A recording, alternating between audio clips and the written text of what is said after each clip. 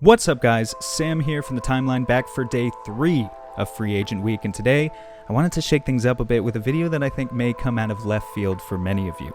Restricted free agency can be a tricky thing in the NBA for young players.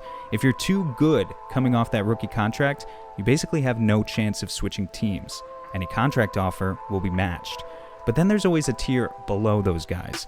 Restricted free agents who are talented, but not talented enough to be made top priorities by their teams.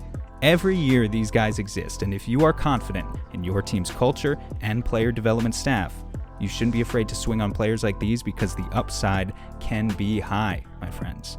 With that said, today's video is on the 22-year-old Jarred Vanderbilt, a raw but fascinating forward who has catapulted himself to the top of my restricted free agent options. Let me dive into why that is.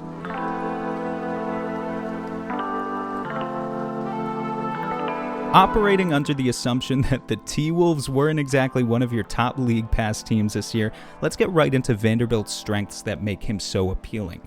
Vanderbilt, or V8 as the Wolves broadcast calls him, has a nose for the ball that you rarely see in today's NBA. This began back in college, when he played for a Kentucky team that was stacked with offensive talents like Kevin Knox, Shai Gilgeous-Alexander, and PJ Washington, leaving Vanderbilt relegated to the duties of garbage man. But now in the NBA, he's a very, very good garbage man. Vanderbilt is 6'9", barely heavier than Mikal Bridges, yet he averaged a ridiculous 11.6 rebounds per 36 last season, close to 4 of which were on the offensive end. While he has a plus wingspan and a great vertical, you just don't get to this level of rebounding prowess without sheer willpower. You have to want it more than the other NBA players want it. Vanderbilt is a constant putback threat on offense. You can see him thinking out his plan of attack ahead of time, running wild routes and tossing out juke moves on guys twice his size. It's inspiring to watch because you can tell this is pleasurable to him. In the absence of the most refined skill set, he contributes with his motor. The other big strength here is Vanderbilt's defense. No surprise, a lot of what you see on this highlight reel is thanks to the 7'1" wingspan. Here we see him go under the screen to stay with Dragic and still get a hand on the ball, which just isn't possible for the average human. You're going to get insane highlights of him plucking balls out of passing lanes, as much of his offense is from being a great interceptor. But wingspan is only one predictor of good defense, and I can't stress this enough. It's V8's unique blend of agility, motor, and yes, measurables that makes him so good. He's not the most consistent on this end yet, but if you view this as an investment, you have so much to work with, both on and off the ball. Back to offense now, it's time to address the elephant in the room. Vanderbilt has no jump shot. Not a little bit of a jump shot.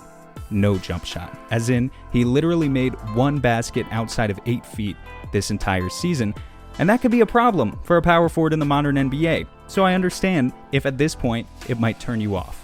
I'll explain why that doesn't bother me in a couple minutes, but in the meantime, here's the other stuff he contributes on that end to maybe make up for it.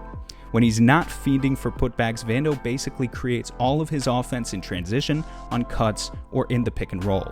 He's basically going to live out of the dunker spot. So much so that the T-Wolves sometimes just played him as a small ball center because it made more sense to fit his skill set. I also can't tell you that Vanderbilt is some amazing finisher with the most gifted hands. His entire offensive game is pretty much a work in progress. Still, I'd point to his 61% true shooting as evidence that he's mostly converting on the easy chances he gets, and that's the bare minimum that you need. But there is one promising element on offense that distinguishes Vando from his peers, and this is very important. He seems a lot more comfortable with the ball in his hands than you'd expect. He's shown flashes of grabbing the defensive rebound and running the break himself, which, if he can develop a bit more, is a special skill. Sure, he may not be a threat to shoot, but are you not intrigued watching him drive the ball here, hit the spin move, and make a pretty read? Here's an awesome play that his hands are all over, forcing the miss, advancing the ball to the front court, then flipping it through contested passing lanes to a star player for an assist. What you're watching here, in my opinion, is untapped potential. A smart team can take this stuff and harvest it. Now, we're at a point in the video where I feel like I need to address something else you're probably screaming at me. You're thinking, Sam, don't the Timberwolves suck? And you're right, they did suck this year, but this is where I think the NBA analyst community needs to get smarter about using context. It is one of my main beliefs that all teams, even the bad ones, somewhere deep down have the foundation to be good. In other words, every bad team has some good talent, but is collectively held back either by poor health, poor depth, or both. And if you can find those good players on bad teams, that is where the most undervalued contracts are. Because too many people still think that just because a team is bad, any player on said team must also be bad. Suns fans should know this. We also know that that's lazy analysis, and this channel strives to be anything but lazy. Now, if you dig deeper into Minnesota's lineup numbers, here's what we do know. The Timberwolves' defense was 6.2 points per 100 possessions better defensively with V8 on the floor. They went from being bottom of the league to almost neutral. Here's something else we know. When Vanderbilt shared the court with Cat and D'Angelo Russell, giving the Wolves a combination of high-octane offense and passable team defense, they posted a plus 16 net rating. Now, to me, that is clearly the foundation of something good that we just didn't get to see enough of. So to bring it all around, yes, Vanderbilt doesn't have a shot. Yes, that's a problem.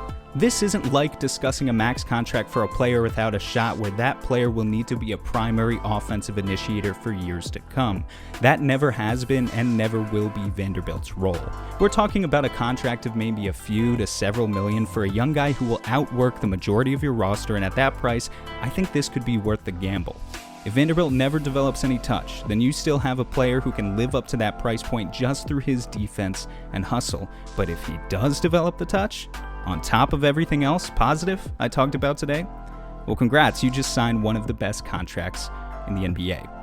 Isn't that type of investment worth consideration? I'll let you guys be the judge in the comments. Beyond that, you know the deal.